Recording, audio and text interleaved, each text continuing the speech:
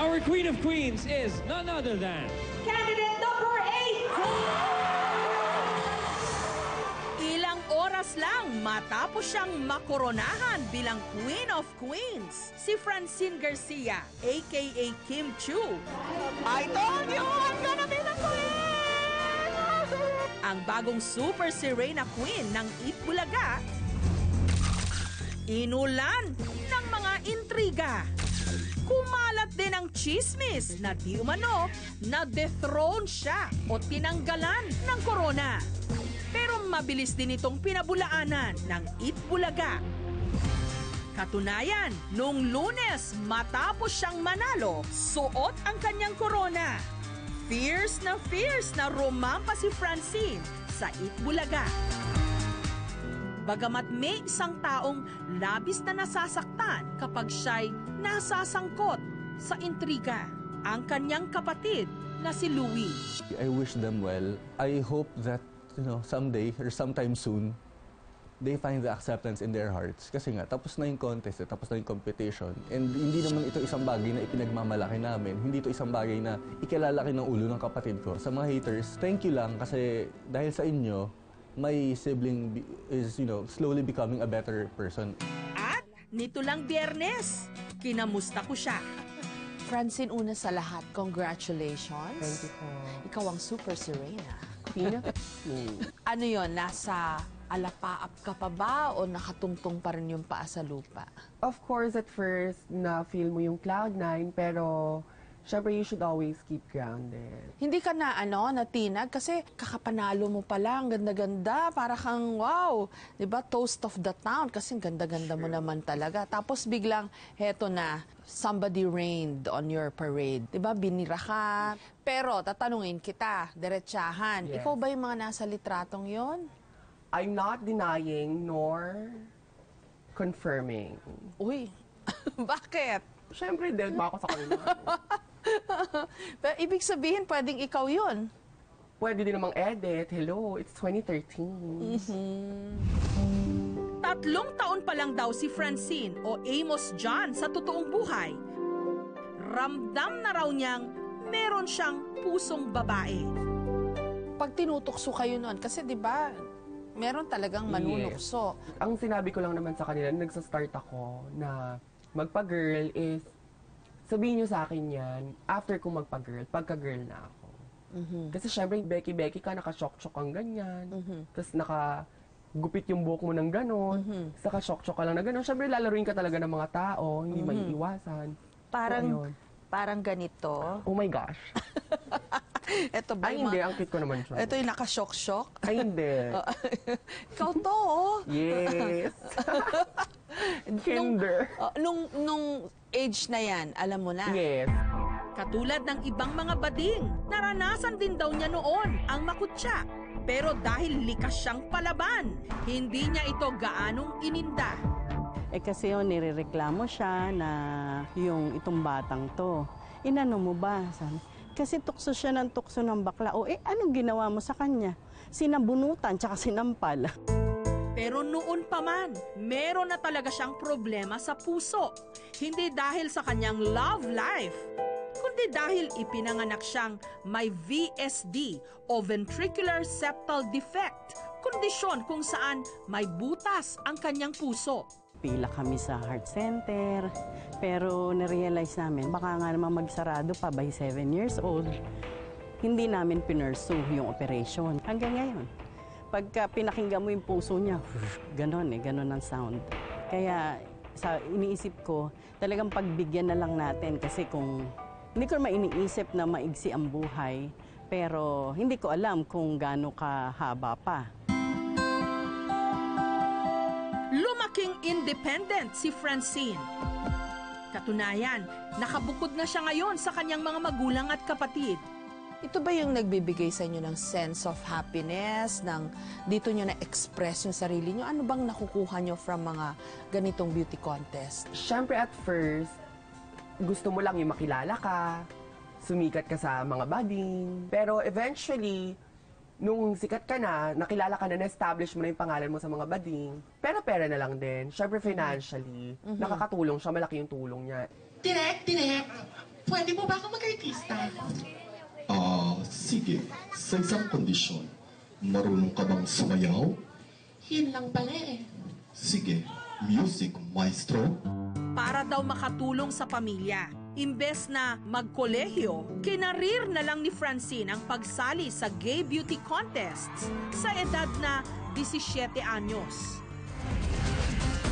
Mula noon, ito na ang kanyang career. Candidate number 1, Francine Garcia and Kim Chu. So, ilan beauty pageant na ang nasalihan mo, Francine? Gosh, that I don't know. Ang dami na. Countless Yes. na. Pero ang arte mo talaga. Di ba? Pero ang cute mo, ha? Hindi nga, may 100 na. More than. Talaga?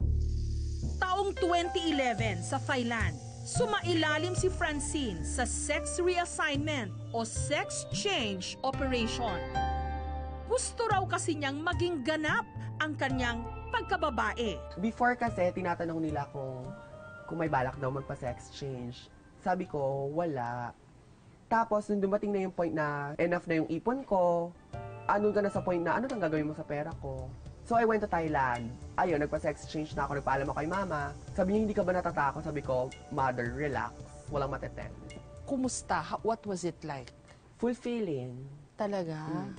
Siyempre, mas mabilis magdamit. Yung hindi ka na maaasiwa at saka hindi ka na mako-conscious na kapag ka nag-leggings ka, baka may bumakat or anything na suotin mo, okay lang. Mula pagkabata, walang naging problema si Francine sa kanyang pamilya. Tanggap daw nila ng buong-buo kung ano siya. Hindi ka nagkaroon ng ng anxiety, mga ganyan? Wala Doon sa naman. parte ng katawan mo na natanggal? At first, nung pagka-uwi ko galing ng Thailand, pagkabalik ko dito sa Pilipinas, the first time I peed sa toilet, pagtayo ko, sabi ko, ay, wala na nga pala siya. Si Louie, natapos ng political science, ang kanya palang coach sa Q&A portion ng Super Sirena. Iko-coach ko yan, siguro 5 minutes, 10 minutes before the QA. Ayan, kikwentuhan ko siya. Akala mo hindi siya nakikinig, magugulat ka na lang, mapapapalakpakan na lang. Kung ano yung sinabi mo sa kanya, biglang lalabas sa kanya. It doesn't matter whether you be a Sirena, a man, or a woman. The mere fact that you're a good law-abiding citizen, then you are worthy to serve your country and enter the military. Yung sagot mo, Yes. yung constitution, parang Yes. kinabog mo si Senadora Miriam Defensor Grabe Santiago. naman yun. Oo. Nagkataon lang. Kasi pangdiin ko lang yun eh. Kasi, so nung pagkabigay sa akin ng question, sinasabi pa lang yung question, nagko-construct na ako agad ng sagot sa utak ko. So, pagkasabi ko nung it doesn't matter whether you be a Sirena, a man or a woman, so long as you're a good law-abiding citizen, then you're worthy to serve the military and your country. So, pinasa ko doon yung Bill of Rights. Inaano nila na lagi kong sinasagot yun sa mga barangay na contest. Sabi ko naman, kahit naman ang isundot ko doon is yung quote ni JFK. Ba? Yes, which is, ask not your country what can it do for you, rather ask yourself what you can do for your country. Sabog pa din sila. Oo nga. Bagamat aminado si Francine na praktisado raw talaga sa mga Q&A ang mga katulad niyang suki ng mga gay beauty pageant, sa aking pakiwari, matalino siya. Mabilis sumagot at may laman ang kanyang mga sinasabi. A man who dares to waste an hour of time do not deserve the value of life. Oh, hindi ka kasali. Saglit lang. Bagamat poised na poised at may pagkakumikera. Ang kamukha talaga ni Carla Abellana, isang candidate. Yung hindi pa ako tapos magsalita kung nag-i-interview sa'yo. Ang pangarap daw niya ngayon, matapos manalo bilang Super Sirena, maging ganap na artista. Ano bang problema? Sana umiwas ka na lang. Sana lumayo ka na lang. Maiintindihan ko pa. Pero sinota mo ako, Bogs! Sinota mo ang best friend mo! Gayunman, alam niyang ang mga katulad niya, kailangan pang magpakitang gilas ng husto para lubos na maunawaan at marespeto sa ating lipunan kung saan maraming mga bading dumaranas pa rin ng diskriminasyon at pang-aapi. Maganda, sexy, matalino, at matatag. Hindi papatinag sa mga intriga at kontrobersya. Talagang super si Reyna. Narito ang iba pang mga kwentong tampok namin para sa inyo ngayong gabi. Ang kwento ng may DS o Down syndrome na ngayon commercial model na. Kaunti lang. Si Kuya. Sino naman kaya ang kanyang crush? Crush ko. Kaunti lang.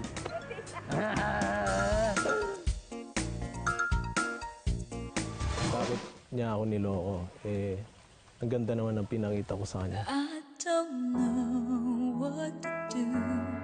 There is no easy way of letting go. Matapos madurog ang puso, paano nga ba ang tamang pag-move on? Help me get over you. Thank you, Ma'am Sir. Come again po, nasa YouTube namin. Tampok sa ating happiness campaign. Thank you po, come again po. Ang masayahing elevator girl ng Olongapo. Kilalanin.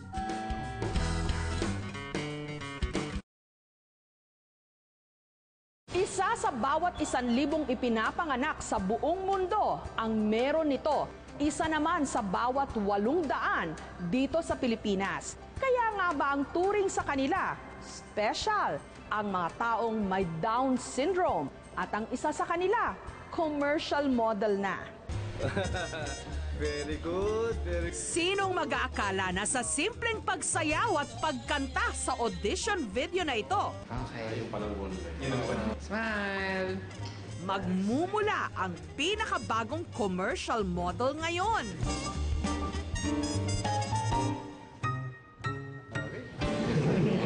Smile ka konti lang. Ang kasalukuyang bida sa isang patalastas bilang si Kuya. Kamusta kas mo? Okay lang. Kuya, nasmile na siya sa akin. So good din. Ganito. Ganito? Hindi. Kaunti lang.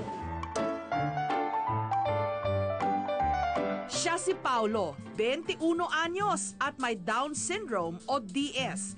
Isang kondisyon kung saan nasobrahan ng chromosome ang isang tao. Among sa mga nag-VTR, si Kuya Paulo lang kasi nag-stand out. Talagang nagpakita ng pagkabibo, matalino si Kuya Paulo, tsaka magaling. And action! Oops. Teka lang, Kuya.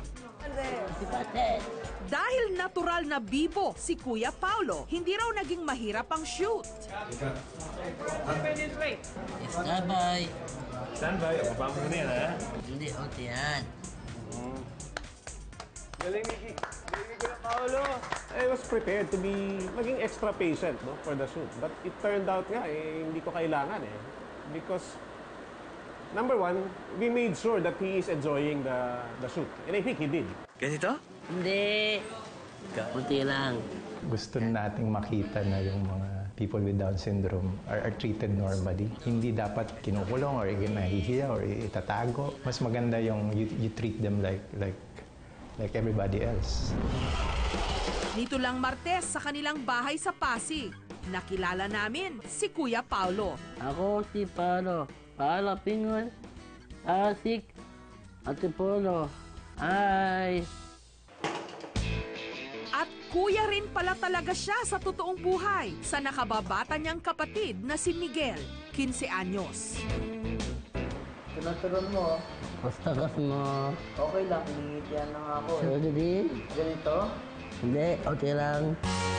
Pero ngayong malalaki na raw sila, si Miguel na ang tumatayong kuya ng kanyang kuya. From the start, parents ko, tinuturuan ako na alagaan si kuya. Kasi dahil sa Down syndrome niya, kailangan daw ako yung mag-aalaga sa kanya hanggang sa pagtanda namin. Taong 1991 nung ipinanganak ng mag-asawang Oyi at Romel si Paulo. Pagkasilang pa lang nito, napansin na nilang may kakaiba sa kanya. At sa pamagitan ng tests, nakumpirma nila na may DS o Down syndrome ang kanilang panganay. Devastated at first. Medyo nahirapan akong tanggapin sa umpisa. Siyempre, parang a lot of questions, like paano siya paglaki niya, kaya ko ba siyang alagaan, kaya ko bang pagpasensyahan, and what will people say? Siguro swerte kasi dahil hindi namin siya pinabayaan. Pinigay namin yung pangailangan niya sa abot ng aming makakaya. Sa edad na 21, kasalukuyang nasa Kinder 2 pa lang siya. Medyo hirap pa ring magsulat at magbasa. Meron siyang tutor sa bahay, pero ang kanilang lessons tungkol sa mga gawaing bahay, katulad ng paghahanda ng sarili niyang makakain. Ibintihan natin ng konti pa, medyo dry. You can put a little more.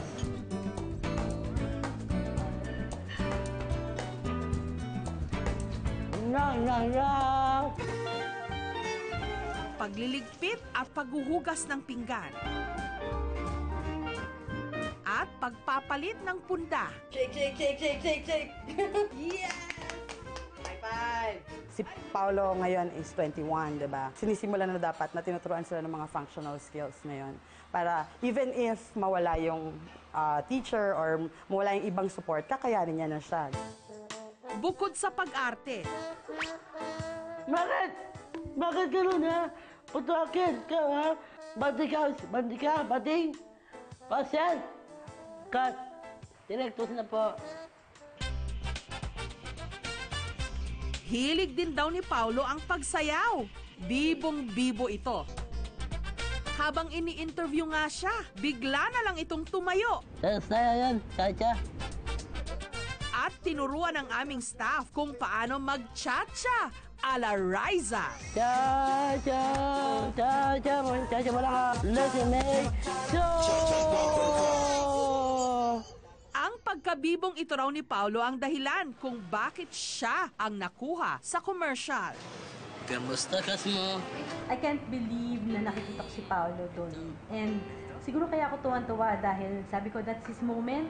Ngayon naiyak ako pag ganun yung joy na binigay sa akin noon. Nung sa shooting day pa lang, nakita ko pala siya sa monitor, naiyak na ako eh. Nakita ko siya kasi ang galing talaga. Kung ano yung nakita niyo sa TV, yun na yung nakita ko sa monitor. Talagang maiiyak eh. Sabi ko, anak ko yan eh. Sabi ko, hindi ko akalain na magagawa ng anak ko yun. Pero ang talaga raw pangarap ni Paolo. Ano mo gusto mo maging? Pare. Bakit pare? Niya tulong, tao, pakwa tao. Kasal, linyagan, patay, buloy, patay. Bisin na patay. Kamusta kas mo? Kung sa commercial, si Kuya ang nagtatanong sa kanyang nakababatang kapatid kung kumusta ang kanyang crush. Ibinato rin namin kay Paolo ang parehong tanong. Sinong pinaka-crush mo ngayon?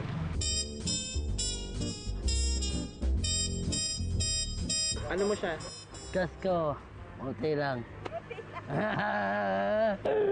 Gusto mo bang makita si ng personal? Yes.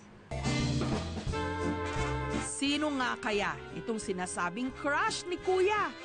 Tiyak, kikiligin kayo sa kanilang pagtatagpo.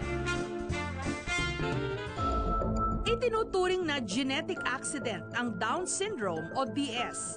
Ang normal na tao raw kasi mayroong 23 chromosomes na nakukuha mula sa nanay at 23 chromosomes din mula sa tatay. Ang mga may Down syndrome may sobrang isang chromosome. They would check yung amniotic fluid, yung bahay sinapupunan ng bata. May fluid na i-check doon and then meron silang malalaman na possibility kung meron kang Down syndrome child or hindi.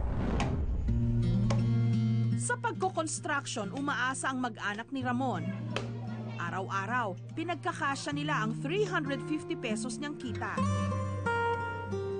Kaya kahit gustong-gusto ni Ramon na ipagamot ang kanyang 10 taong gulang na anak na si Ronnie na meron ding Down syndrome, wala siyang magawa. 42 anyos na raw si Aling Nemia nung ipinanganak niya si Ronnie. Mas malaki raw kasi ang tsansang magkaanak ng may DS o Down syndrome kung magbubuntis mula edad 40 pataas. Dahil sa kondisyon ni Ronnie, hindi na ito nakapag-aral. Palagi na lang nasa loob ng bahay.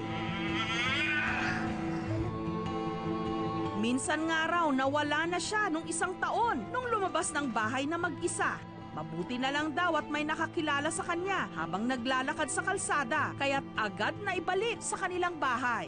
Hindi namin napansin yun. Saka ko lang napansin, nung binalik na siya, wala na pala. Kinakabahan kami kasi sabi ko kahit ganyan anak ko, ayok mawala sa akin.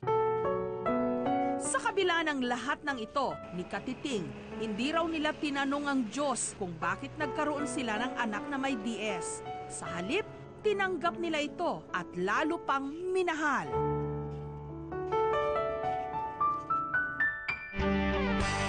Ang pagkakaroon kasi ng DS, hindi rin dahilan para hindi maabot ng meron nito ang kanyang mga pangarap. Kamusta mo? Kuya, nasmile na siya sa akin. Patunay si Paulo na bida ngayon sa isang commercial. Kaunti lang. Pero tanungin na natin siya kung sino naman ang kanyang crush. Sinong pinaka-crush mo ngayon? Si Purin, Nona. Si Purin, Nona. Nito lang Miyerkules, ang crush ni Paulo bumisita mismo sa kanilang bahay. Ang The Barkads na si Pauline Luna. Ngayon, papunta kami sa bahay ni Paulo. Is-surprise namin siya. Sana ma-surprise nga. Nag-doorbell pa ba ako? Nanay! Gusto kasi mo? Ano? Hi, Paulo. Sino ako? Pauline. Pauline. Nona. Hi, galing! Hi, Pauline. I love you. Pag-ibig na agad. Alan. Okay? Okay? Abo. Kaya ka ba nakuha dun sa commercial kasi hindi ka mahiyain? Unti lang. Unti lang. Kamusta, crush mo? Ito, tingnan ko. Nagsusmile ka ba sa crush mo? Abo. Unti lang. Unti lang. Pauline, I love you. Bossing, sorry. Pauline, makikita. Huwag mo kalimutan, ha? Hindi, opo. I love you, Pauline. Makikita. Thank you. Thank you. Kiss. Konti lang. Konti lang. Sige. Yeah! Hanggang niyaya na ni Paulo si Pauline na mag-cha-cha. Cha-cha tayo. Taas ang kamay. Nga. Cha-cha!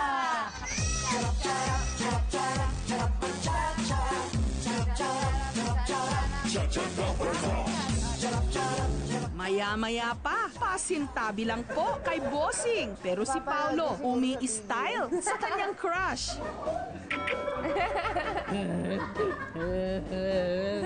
Pauline, kiss ako sa lang. Isa pa. Unti lang. Unti lang. Ako naman ang kiss mo. Yan. Samang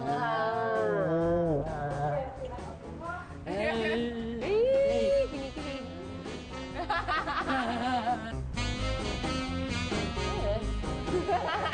Unti lang. Gulat mo ako eh. Yes. Unti lang.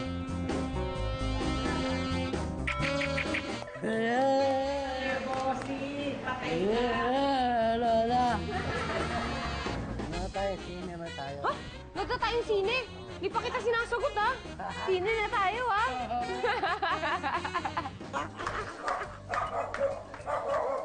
Miguel! Kaya! Si Pauline! Nung dumating naman ang kapatid niyang si Miguel galing sa eskwela, excited na pinakilala ni Paulo si Pauline. Galing sa school? Miguel? Si Pauline?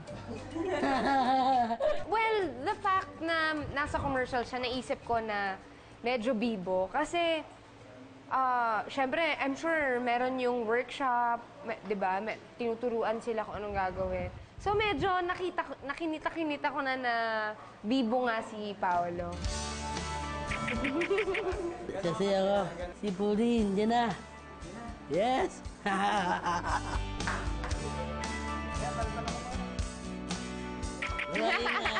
Ingat, thank you. God bless. Ingat ka pala. God bless po. God bless. God bless you. Bye-bye. Bye-bye. Ingat. Kamusta mo? Okay lang. Tinawag silang espesyal dahil sa kanilang kondisyon. Espesyal talaga dahil sa kabila nito, sa kanilang kainosentihan. Lubos na kasiyahan ang kanilang naibabahagi sa mga lubos ding nagmamahal sa kanila. Hindi, okay yan. Galing, Miki. Galing ko na, Paolo.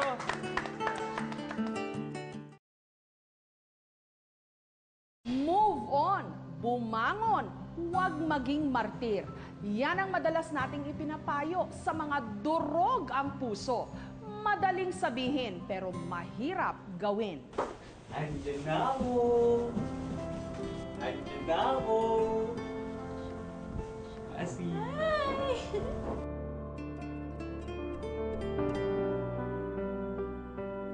Hindi lahat ng pinagtagpo nakatadhana.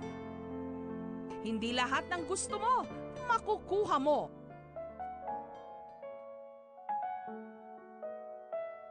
Iisip kita. Nakikita kahit wala ka na.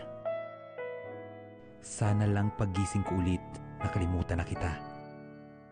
Nakalimutan ko na rin ang lahat ng sakit.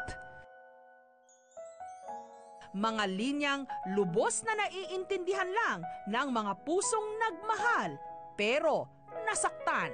Ito ang mga natutunan ng 23 anyos na si Ivan. Nang minahal niya si Shashi. Minsan po, pagkagising ko sa umaga, minsan naglalaro po sa isipan ko. Sa lumipas na 3 taon namin na naging kami, kung yung sa isang araw na pagsasama namin, kung meron ba talagang totoong feelings siya para sa akin.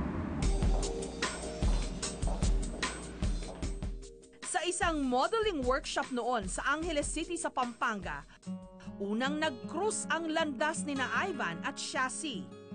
Parang tumigil yung oras, yung mga time na yon.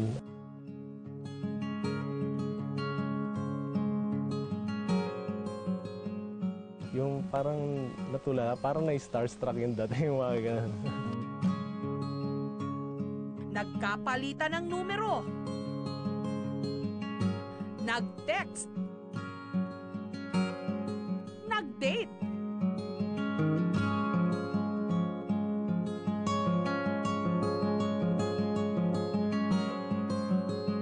Makalipas ang 3 buwan.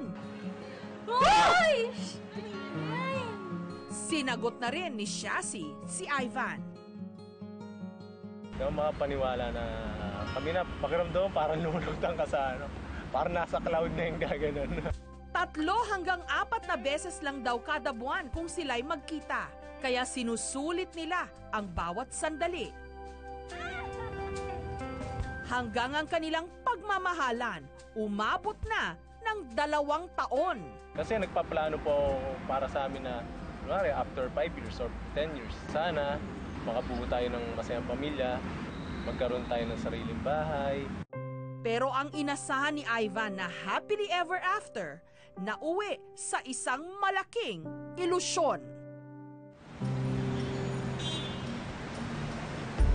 Ang madalas nilang pagtalunan, hindi raw ipinapakilala si Ivan ni Shashi sa kanyang mga magulang. Siya. Pero mas malala pa ang mga sumunod na nangyari.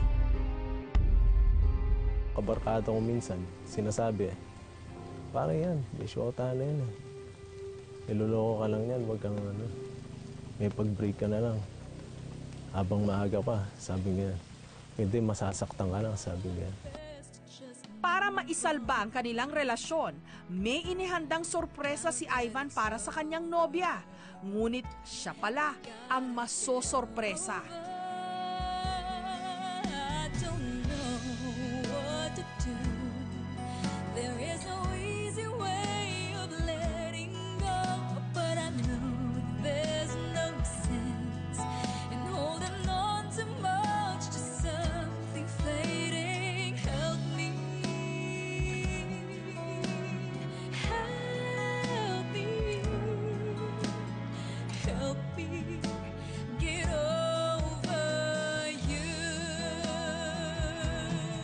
ko ma-explain yung pakiramdam ko na bakit niya ako niloko. Ang ganda naman ng pinakita ko sa kanya. I know I've got to leave it all behind. Somehow I'll try to get you off my mind. So tell me what to do. Help me get over. I don't know what to do. Pinilit ni Ivan na magbulag-bulagan. Kahit daw ang sakit-sakit nito, hanggang nagkalakas siya ng loob para tanungin na mismo si Shashi. Karoon ako ng lakas na loob na sabihin sa kanya na kung meron kang iba, sabi yung ganyan. Bakit? May pruweba ka? Sabi yung ganyan. Oo, nakita ko. Saan? Sabi yung ganyan. Sa night market, sabi yung ganyan. Sa wet market.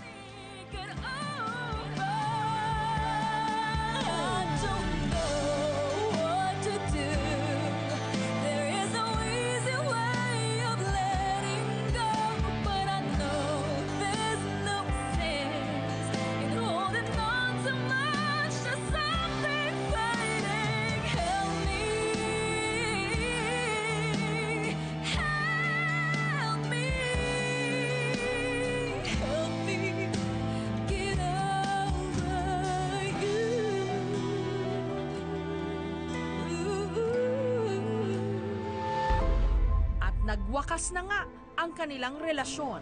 Para makalimot, si Ivan nagpakalango sa alak. Meron nga time na talagang lasing na ako. Tapos umuwi ako sa bahay ng tita ko. Naisipan ko pang magpakamatay. 2 taon matapos ang kanilang breakup, katulad ng ibang mga sawi sa pag-ibig, magpahanggang ngayon, si Ivan hirap na hirap maka-move on. Kahit ilang beses mo siya limutin, bumabalik pa rin sa isipan ko yung mga alaala namin. You don't need me anymore, so I'll go on. Try my best to just move on. Now that it's over, I gotta get over. I don't know. Samantala, pinakinggan din namin ang panig ni Shashi. I just focus on my present, not on my past, not on my future. Kasi the more na wino-work out mo yung present mo, it follows. You overplan your future, tapos then again, super nag-expect ka. Yung expectation mo na yon nag-fail. So, super masakit. Yun ba yung nangyari sa boyfriend? Tingin mo ba nagplano siya for your future? Maybe. Si Ivan naman, isang sulat ang ipinaabot kay Shashi. Nais niya ritong makipagkita para raw magkaroon sila ng closure. Shashi, mahigit 2 taon na ang nakalipas mula nung magkahiwalay tayo. Aaminin ko na may mga pagkakataong naalala kita at naisip kita. May mga tanong pa rin ako hanggang ngayon, hindi ko pa rin alam ang sagot. Sana sa huling pagkakataon, magkausap tayo. Bukas sa Bayanihan Park, 3 p.m. para sa ikatatahimik ng loob ko. Salamat.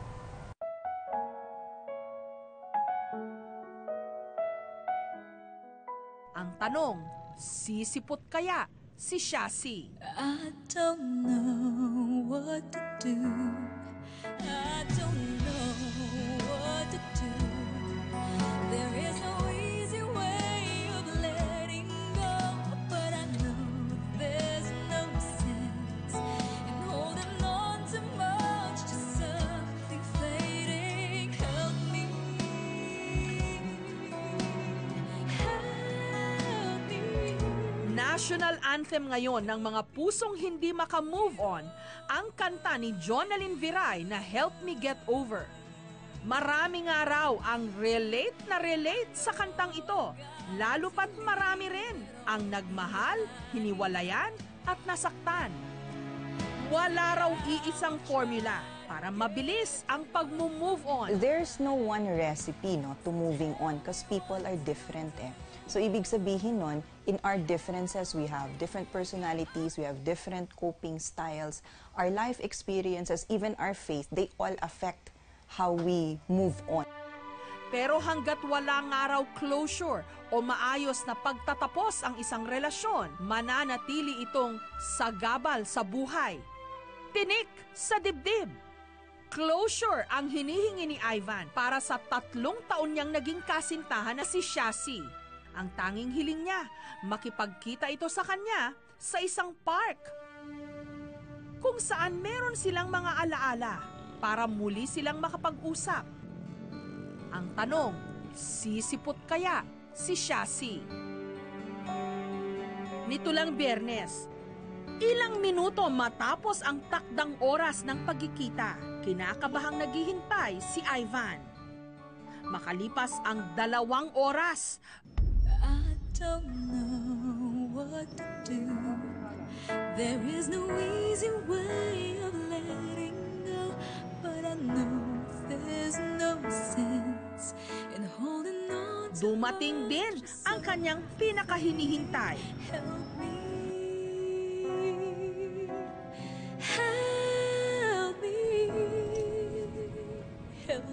Pero si Shashi may kasama, ang kanyang present boyfriend. Ay, kamusta na? Boyfriend mo?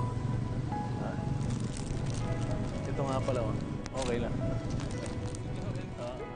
Una munang ipinakilala ni Shashi ang kanyang boyfriend kay Ivan. Naiilang man sa isa't isa. Naglakas loob na rin si Ivan na umpisahan ang kanilang usapan. Masaya ka ba ngayon? Mabuti naman. Ikaw? Masaya naman.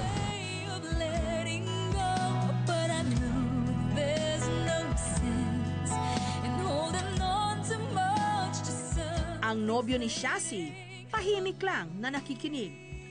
Tatanong sana ako eh. Kaso gusto ko ikaw lang makarinig. Yung boyfriend mo. Okay lang. Sa 3 years ba na naging tayo, mayroon bang isang araw na minahal mo? Of course, meron naman. 3 years is Yung mga nakalibos bang mga araw, okay ka lang ba? okay lang. Thank you sa'yo kasi nagagalit siya. Sana alagaan mo rin siya. Huwag mong pababayaan. Mahalin mo siya.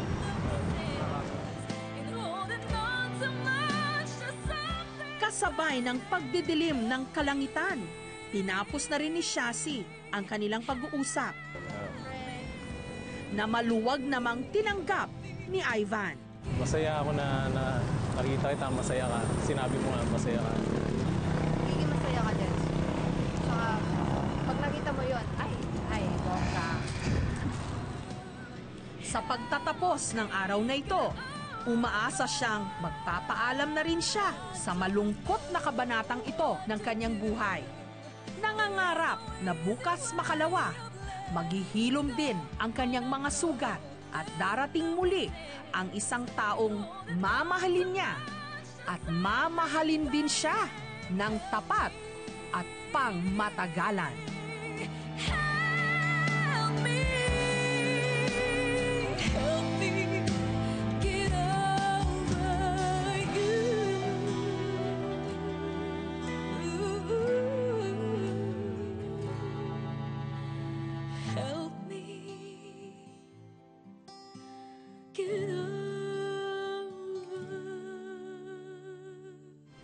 Sa happiness campaign na aming sinimulan sa programang ito, hinikayat namin ang bawat isa na gumawa ng bagay na makakapagpasaya sa ating kapwa, may cameraman o wala. Pero maliban sa pamimigay ng mga material na bagay, marami pang ibang mga paraan upang makapagbigay ng ngiti sa iba.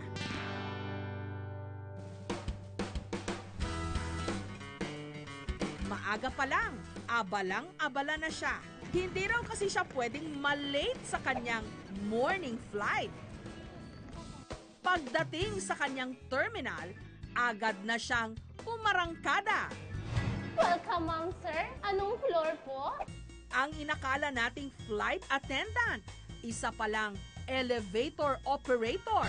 For na 1/4 floor, cinema and department store, kids section. Pero pruweba ang isang viral video ngayon na one of a kind ang elevator lady na ito. Thank you po, I enjoy your shopping. Giveaway po muna at may lalabas. Thank you, ma'am, sir. Come again po, nasa YouTube namin. Meet our elevator girl, si Cherry Alejandrino ng Olongapo. Good morning, ma'am, sir. What floor po? Pasok lang po. Kasya pa naman. Pagpasok ko po, kinongratulation po ako nung customer. Alam mo ba, hindi ako magsha-shopping. Pumunta lang ako dito para i-congrats ka kasi trading ka na sa YouTube. Yes po, going up. Isang taon ng operator ng elevator si Cherry. Pero imbes na maburyong sa kakapindot ng mga buton, sinasamahan niya ito ng comedy with matching accent. Ay, wala po akong ballpen. Hindi ko po sinasadya na mapatawa sila. Nagkakataon lang po siguro na bawat sasabihin ko, natatawa po sila. Hindi ko po alam kung sa boses ko. Bigla ka na lang mapapalingon na nakakatuwa siya. Dahil po sa inyo yun. Thank you. Dahil patok sa mga sumasakay, mula sa pagiging reliever o pa-extra-extra lang, nung nakaraang linggo, na-promote si Cherry bilang full-time elevator operator. Pero bago siya sumikat bilang elevator girl, pagiging singer sa Japan ang pinangarap daw noon ni Cherry. Ngunit naunsyami siya. Kaya ang elevator na lang ang nagsisilbi niya ngayong entablado. I don't know what to do. There is no easy way of letting go. Kakantahin ko po, pero syempre po, paputol-putol po yun. Dahil naputol po yung kanta ko, sasabihin ko na po, low bat, mag-charge pa. So, tawanan na lang po sila. Kung ang lahat ng ating mga tungkulin, gagawin nating may ngiti sa ating mga labi, sigurado ang trabaho hindi magiging mabigat. At kahit sa simpleng paraan, maaring makapaghatid tayo ng kasiyahan sa ating kapwa. Kaya, Elevator Girl Cherry, dahil sa sayang idinulot mo sa iyong mga pasahero, pasok ka sa aming happiness campaign. Thank you. Ang buhay, it's always complicated. Kaya wag na nating guluhin pa at pahirapin. Mas simpleng mamuhay ng mapayapa kesa pirmeng may kagalit. Para po sa feedback at story suggestions, pwede nyo kaming i-email o sundan sa aming Twitter at Facebook accounts. Hanggang sa susunod na linggo po para sa isa na namang makabuluhang kwentuhan. Ako po ang inyong kapuso. Kapuso mo, Jessica Soho.